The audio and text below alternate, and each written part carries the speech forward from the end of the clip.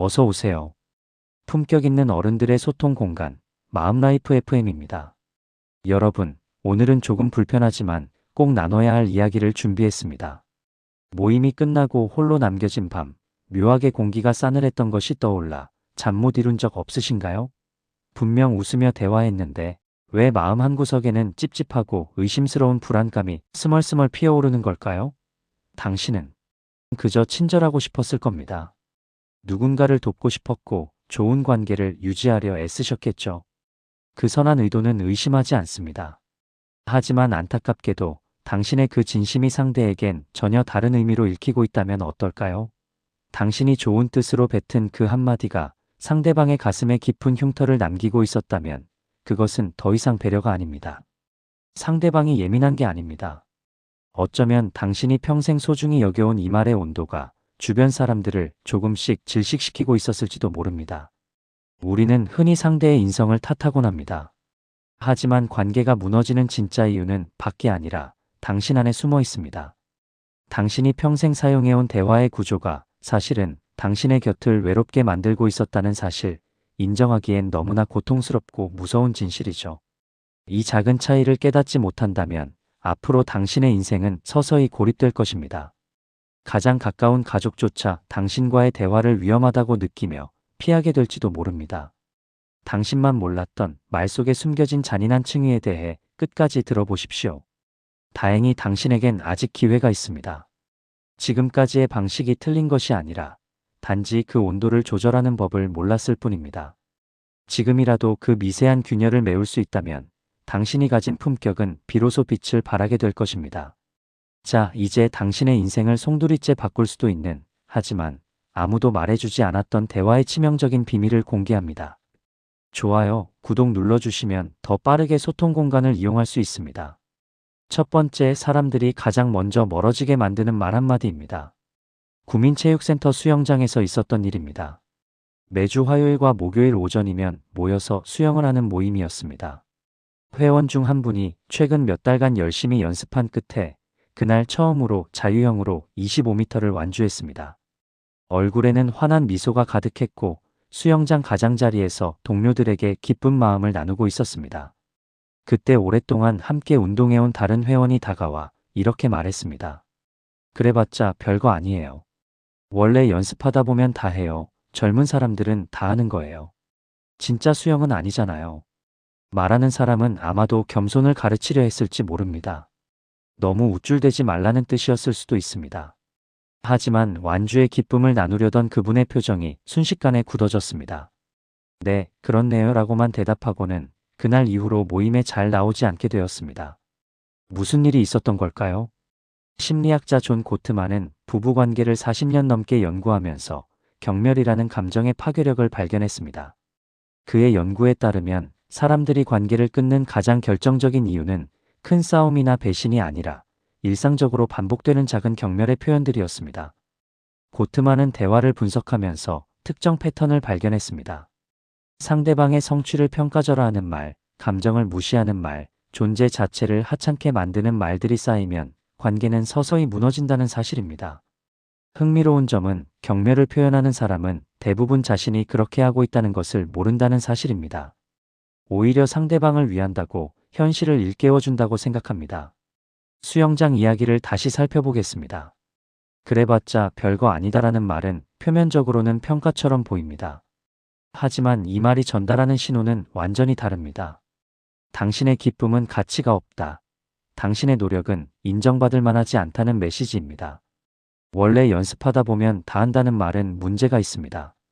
그분이 겪은 과정, 쏟은 노력, 극복한 두려움을 모두 당연한 것으로 만들어버리기 때문입니다. 특별한 성취를 평범한 일로 격화시키는 표현입니다. 젊은 사람들은 다 하는 거라는 비교는 가장 문제가 큽니다. 그분의 도전을 다른 사람과 비교하여 가치를 깎아내리고 나이를 한계의 기준으로 설정하고 있기 때문입니다. 진짜 수영은 아니다라는 단정은 결정타입니다. 그분이 이룬 성취를 정면으로 부정하고 그것이 가짜라고 규정하고 있기 때문입니다. 25m를 완주한 분에게 중요했던 건 자세의 완벽함이나 젊은 사람과의 비교가 아니었습니다.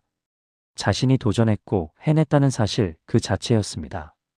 그런데 그 순수한 성취감이 한마디 말로 산산이 부서졌습니다.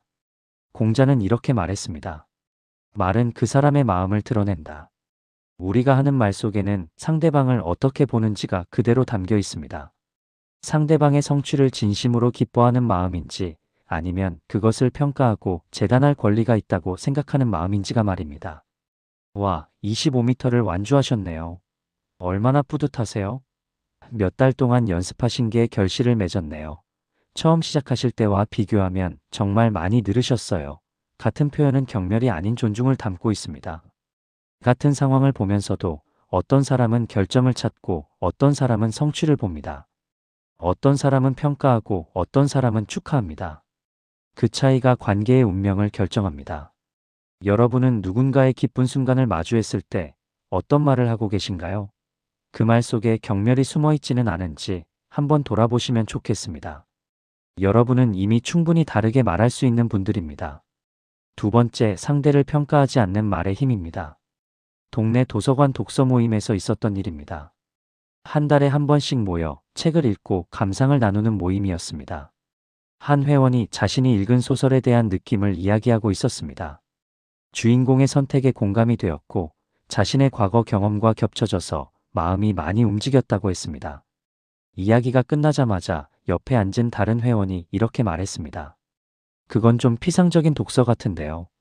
이 책은 그런 감상적인 접근보다는 사회 구조를 봐야 해요. 제대로 읽으셨으면 그런 느낌이 안 들었을 텐데요. 말하는 분은 아마도 더 깊이 있는 독서를 권하고 싶었을 겁니다. 자신이 생각하는 올바른 독법을 알려주고 싶었을 것입니다. 하지만 감상을 나눈 분은 더 이상 아무 말도 하지 않았습니다. 그 후로는 모임에서 자신의 생각을 잘 표현하지 않게 되었습니다. 왜 이런 일이 생겼을까요? 심리학자 칼 로저스는 무조건적 긍정적 존중이라는 개념을 제시했습니다. 사람들은 평가받을 때가 아니라 있는 그대로 존중받을 때 진정한 성장을 경험한다는 내용입니다.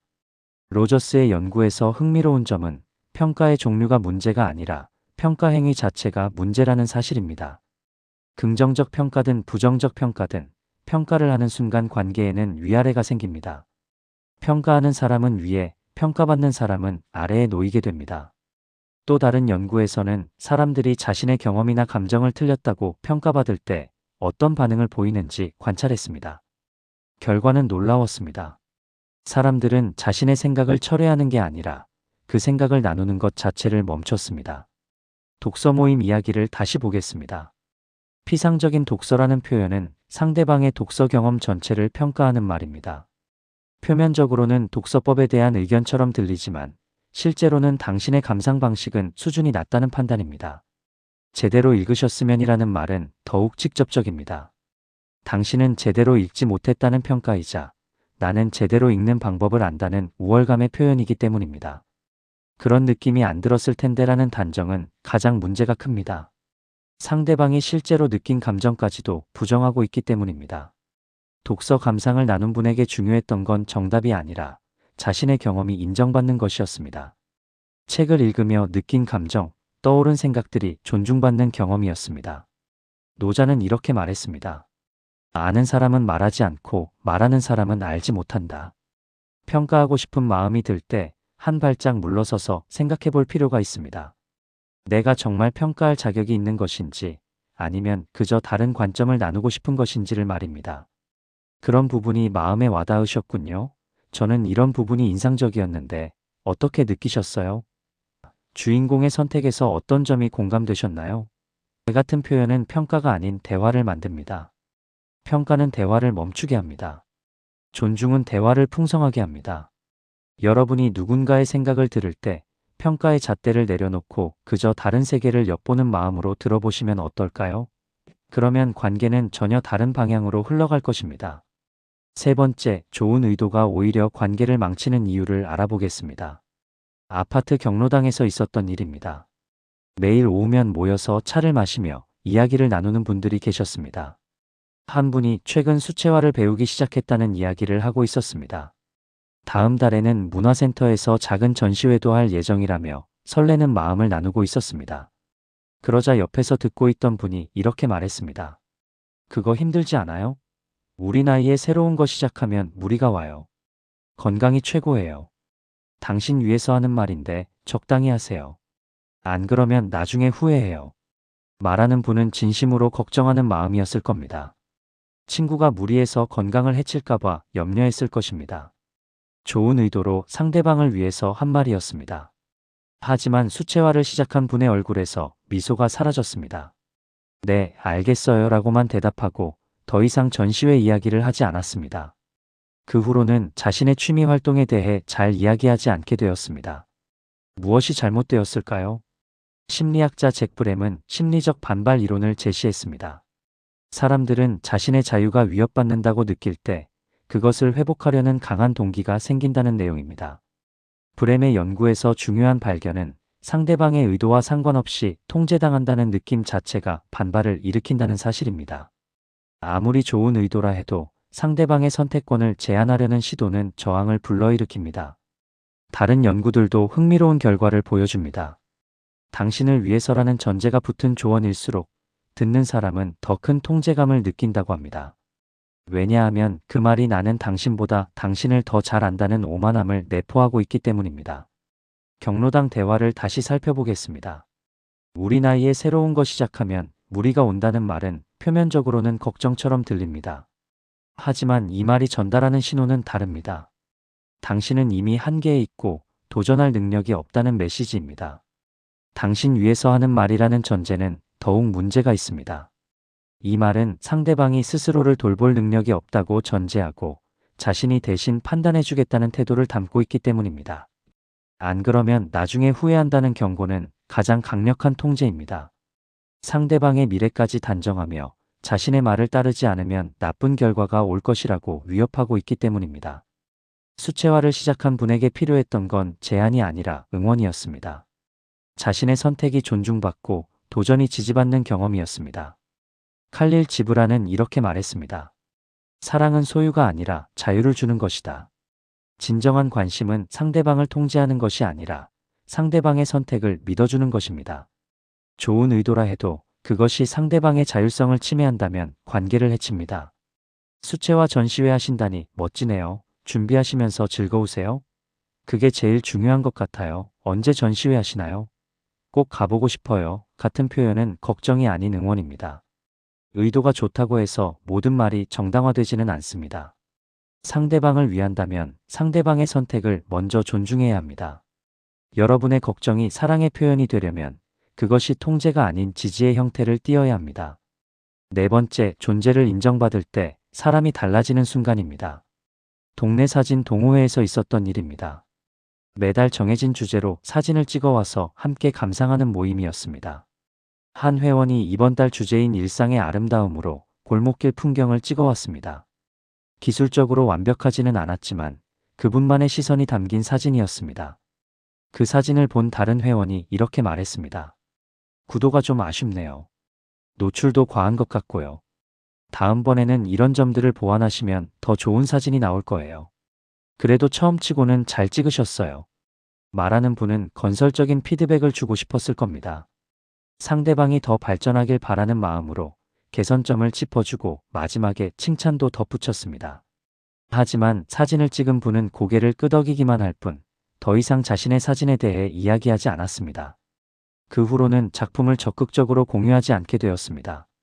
한편 다른 날 또 다른 회원이 비슷한 수준의 사진을 가져왔을 때 어떤 분은 이렇게 말했습니다. 이 골목길을 이런 시선으로 보셨다니 신기하네요. 저는 평소에 그냥 지나쳤을 곳인데 사진으로 보니까 다르게 보여요. 어떤 마음으로 이 장면을 담으셨어요? 같은 사진을 보고도 한 사람은 결점을 찾았고 다른 사람은 의미를 물었습니다. 그 차이가 어떤 결과를 만들었을까요? 심리학자 캐럴 드웩은 성장 마인드셋에 대해 연구하면서 흥미로운 사실을 발견했습니다. 사람들에게 칭찬을 할 때 결과를 칭찬하는 것과 과정이나 존재를 인정하는 것이 완전히 다른 효과를 낸다는 내용입니다. 드웩의 연구에 따르면 잘했어요, 훌륭해요 같은 결과 중심 칭찬을 받은 사람들은 다음 도전을 피하게 됩니다. 실패할까봐 두려워지기 때문입니다.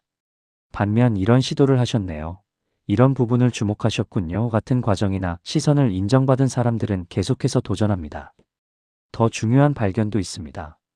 사람들은 무엇을 했는지보다 누구로서 존재하는지를 인정받을 때 가장 큰 동기를 얻습니다. 사진 동호회 이야기를 다시 보겠습니다. 구도가 아쉽다, 노출이 과하다는 지적은 결점에 초점을 맞춥니다. 처음 치고는 잘 찍었다는 칭찬조차도 문제가 있습니다.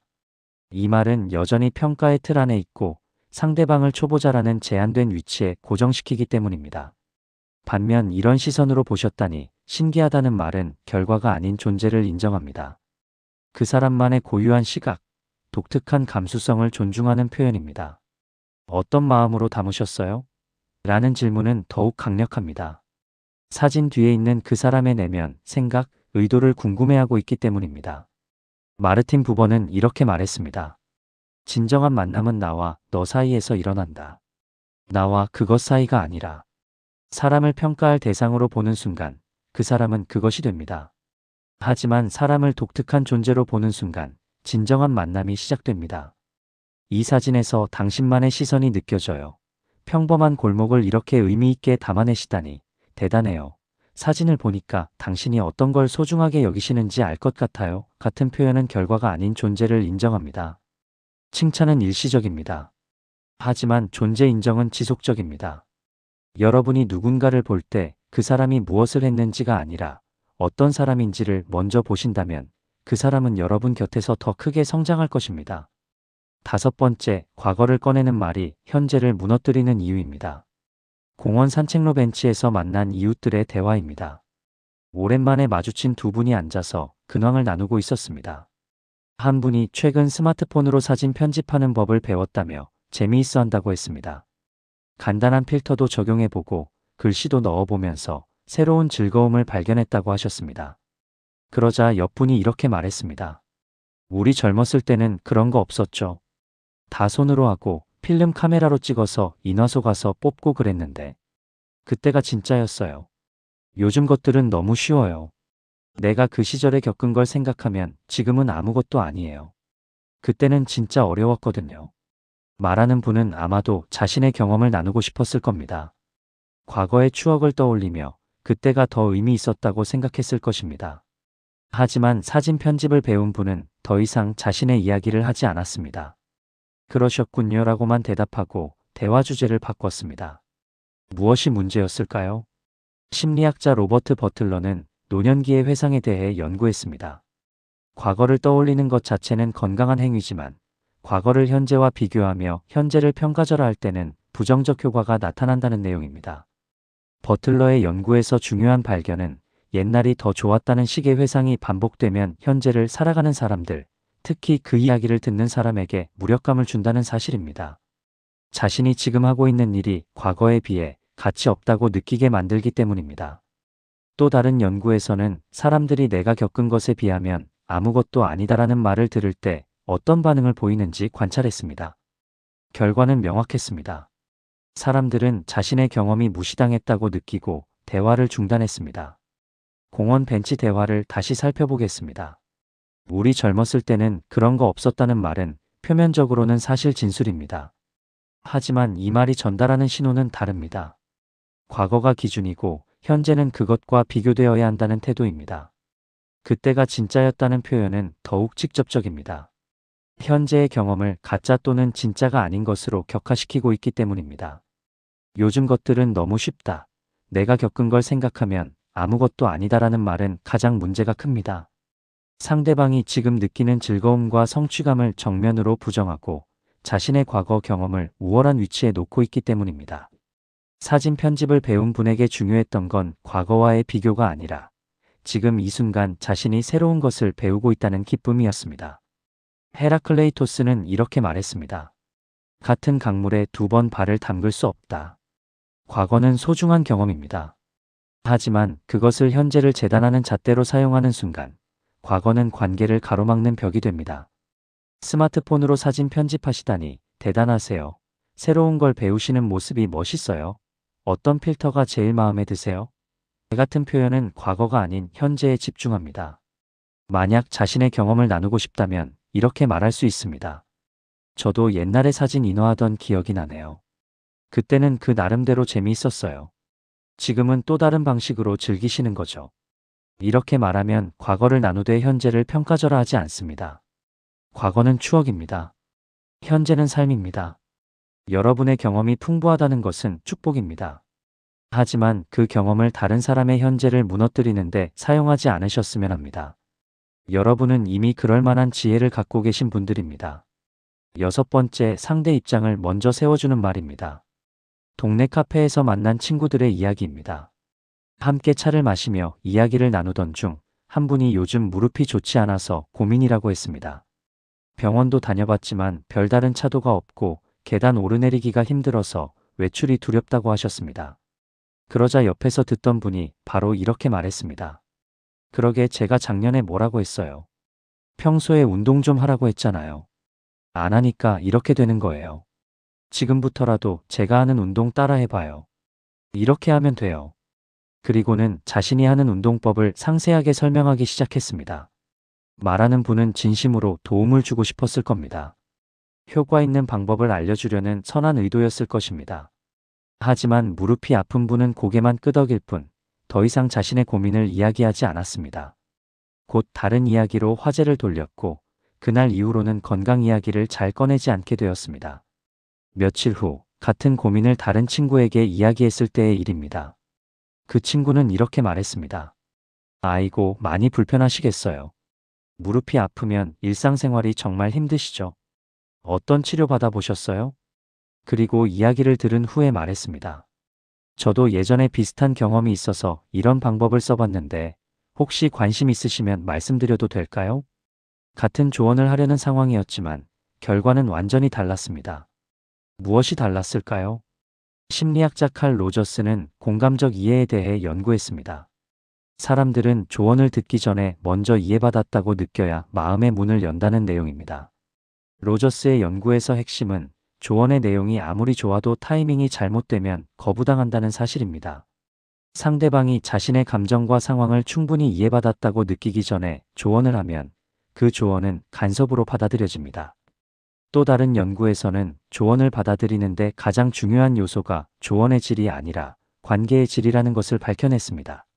내 입장을 먼저 이해해준 사람의 조언은 받아들이지만 그렇지 않은 사람의 조언은 거부합니다. 카페 대화를 다시 보겠습니다. 첫 번째 경우, 제가 작년에 뭐라고 했어요? 라는 말로 시작했습니다. 이것은 상대방의 고통에 공감하는 게 아니라 자신이 옳았음을 확인하려는 태도입니다. 안 하니까 이렇게 되는 거다라는 지적은 더욱 문제입니다. 이미 고통받고 있는 사람에게 추가로 자책을 강요하고 있기 때문입니다. 두 번째 경우는 완전히 달랐습니다. 많이 불편하시겠어요? 라는 말로 먼저 상대방의 고통을 인정했습니다. 일상생활이 정말 힘드시죠? 라는 공감이 뒤따랐고 어떤 치료 받아보셨어요? 라는 질문으로 상대방의 이야기를 더 들으려 했습니다. 조언을 하기 전에도 혹시 관심 있으시면 말씀드려도 될까요? 라고 허락을 구했습니다. 이것은 상대방에게 선택권을 주는 태도입니다. 공자는 이렇게 말했습니다. 듣기를 먼저 하고 말하기를 나중에 하라. 좋은 조언을 가지고 있다고 해서 그것을 바로 말할 권리가 생기는 건 아닙니다. 먼저 상대방의 입장에 서서 그 사람의 고통을 이해하고 충분히 들어주어야 합니다. 그래야 비로소 조언이 받아들여질 준비가 됩니다. 힘드시겠어요? 그 마음 충분히 이해합니다. 많이 속상하셨겠어요? 같은 공감의 말을 먼저 하십시오. 그 다음 상대방의 이야기를 충분히 들으십시오. 그리고 마지막으로 상대방이 원할 때만 허락을 받고 조언을 나누십시오. 조언은 상대방을 위한 것입니다. 그렇다면 상대방이 받을 준비가 되었을 때 해야 합니다. 여러분은 이미 그럴 줄 아는 분들입니다. 일곱 번째, 부드럽게 선을 긋는 예쁜 말입니다. 주민센터 프로그램 대기실에서 있었던 일입니다. 프로그램 시작 전 회원들이 모여 이야기를 나누고 있었습니다. 한 분이 계속해서 자신의 건강 자랑을 하고 있었습니다. 자신은 약도 안 먹고 병원도 안 가고 그래도 건강하다며 다른 사람들의 건강관리 방식을 계속 평가했습니다. 약 먹으면 안 돼요. 약은 독이에요. 병원 가지 말고 자연 치료해야 해요. 제 말 들으세요. 처음에는 모두 듣고만 있었습니다. 하지만 계속되는 일방적인 주장에 점점 불편해졌습니다. 한 분은 아무 말 없이 자리를 떴고 다른 분은 억지로 맞장구를 치며 피곤해했습니다. 그런데 한 분이 이렇게 말했습니다. 그렇게 건강 관리하시는군요. 저는 제 방식대로 하고 있어서 지금은 괜찮습니다. 오늘 날씨 참 좋네요. 말투는 부드러웠지만 명확했습니다. 상대방의 방식을 부정하지도 않았고 자신의 방식을 방어하지도 않았습니다. 다만 자신은 다른 선택을 하고 있다는 것을 분명히 했고 화제를 자연스럽게 전환했습니다. 계속 건강 자랑을 하던 분은 잠시 멈칫했지만 곧 날씨 이야기로 대화가 이어졌습니다. 분위기가 훨씬 편안해졌습니다. 이 차이는 어디서 온 걸까요? 심리학자 마샬 로젠버그는 비폭력 대화라는 개념을 제시했습니다.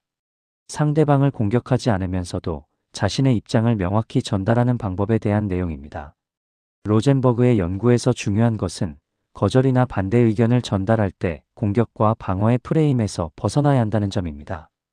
당신이 틀렸다고 말하는 순간 싸움이 시작됩니다.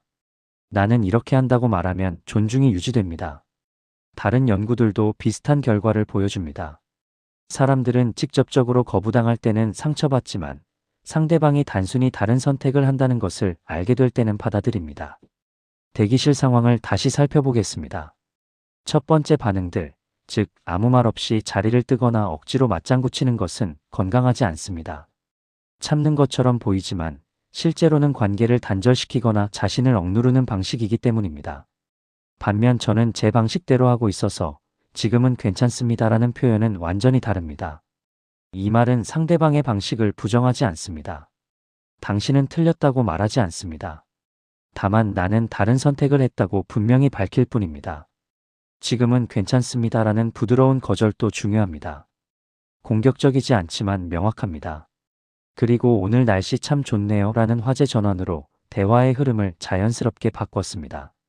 라이너 마리아 릴케는 이렇게 말했습니다. 가장 깊은 고독은 타인을 존중하면서도 자신을 지킬 때 온다. 우리는 때로 선을 그어야 합니다. 불편한 이야기를 계속 들을 필요도 없고 동의하지 않는 주장에 맞장구 칠 필요도 없습니다. 하지만 그것을 공격으로 할 필요는 없습니다. 저는 조금 다르게 생각합니다.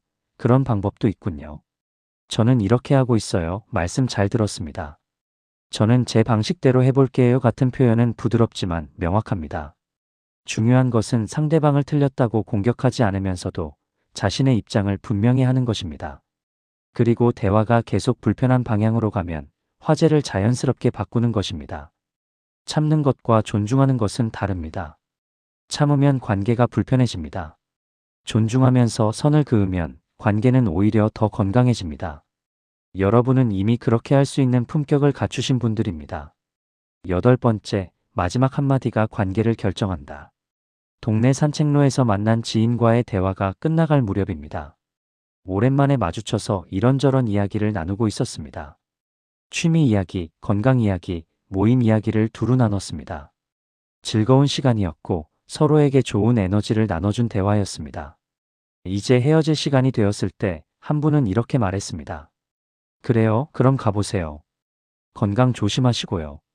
말은 친절했지만 뭔가 아쉬움이 남았습니다. 대화는 좋았는데 마무리가 평범했습니다. 다른 날 비슷한 대화를 나눈 후 헤어질 때 다른 분은 이렇게 말했습니다. 오늘 이야기 나눠서 정말 좋았어요. 덕분에 기분이 좋아졌습니다. 다음에 또 봬요. 항상 건강하세요. 같은 내용이지만 느낌이 완전히 달랐습니다. 첫 번째 인사는 그냥 헤어지는 인사였지만 두 번째 인사는 따뜻한 여운을 남겼습니다. 무엇이 달랐을까요? 심리학에는 최신 효과라는 개념이 있습니다. 사람들은 대화의 마지막 부분을 가장 강하게 기억한다는 내용입니다. 연구에 따르면 1시간 동안 즐거운 대화를 나눴어도 마지막 5분이 불편했다면 그 대화 전체가 불편한 기억으로 남습니다. 반대로 중간에 약간 불편한 순간이 있었어도 마지막이 따뜻했다면 전체적으로 좋은 만남으로 기억됩니다. 또 다른 연구에서는 대화의 마무리가 다음 만남의 기대에 결정적 영향을 미친다는 것을 발견했습니다. 마지막 인사가 형식적이면 다음에 또 만나고 싶다는 마음이 약해집니다. 마지막 인사가 진심이 담겨 있으면 또 만나면 좋겠다는 마음이 강해집니다. 두 가지 인사를 다시 비교해 보겠습니다. 그래요, 그럼 가보세요는 매우 형식적입니다. 나쁜 말은 아니지만 대화에 대한 아무런 의미 부여가 없습니다. 그냥 일상적인 작별 인사일 뿐입니다. 건강 조심하시고요도 좋은 말이지만 너무 일반적입니다. 누구에게나 할 수 있는 말이어서 특별함이 없습니다. 반면 오늘 이야기 나눠서 정말 좋았어요는 완전히 다릅니다. 이 말은 오늘의 대화가 의미 있었다는 것을 명확히 표현합니다. 상대방과 나눈 시간이 가치 있었다는 메시지입니다. 덕분에 기분이 좋아졌습니다는 더욱 강력합니다. 상대방이 나에게 긍정적 영향을 주었다는 것을 구체적으로 말하고 있기 때문입니다. 다음에 또 뵈어요라는 말도 중요합니다. 이것은 앞으로도 관계를 이어가고 싶다는 의지의 표현입니다. 공자는 이렇게 말했습니다. 시작도 중요하지만 끝을 잘 맺는 것이 더욱 중요하다. 우리는 대화를 시작할 때는 신경을 많이 씁니다. 어떻게 인사할지, 무슨 이야기를 할지 생각합니다. 하지만 헤어질 때는 습관적으로 그럼 가보세요. 안녕히 가세요만 반복합니다. 조금만 더 신경 쓰면 관계가 달라집니다. 마지막 한마디에 진심을 담으면 그 사람은 여러분과의 만남을 따뜻하게 기억합니다. 오늘 만나서 반가웠어요. 이야기 나눠서 즐거웠습니다. 덕분에 좋은 시간 보냈어요. 다음에 또 이렇게 만나요 같은 표현을 마지막에 덧붙여 보십시오. 만약 상대방이 어려운 이야기를 나눴다면 오늘 이야기 들려주셔서 고마워요. 힘내세요라고 말할 수 있습니다. 만약 조언을 받았다면 좋은 말씀 감사합니다. 꼭 기억하겠습니다라고 말할 수 있습니다. 마지막 한마디가 관계를 결정합니다. 습관적인 인사 대신 진심이 담긴 마무리를 하십시오. 그러면 그 사람은 여러분을 다시 만나고 싶어 할 것입니다.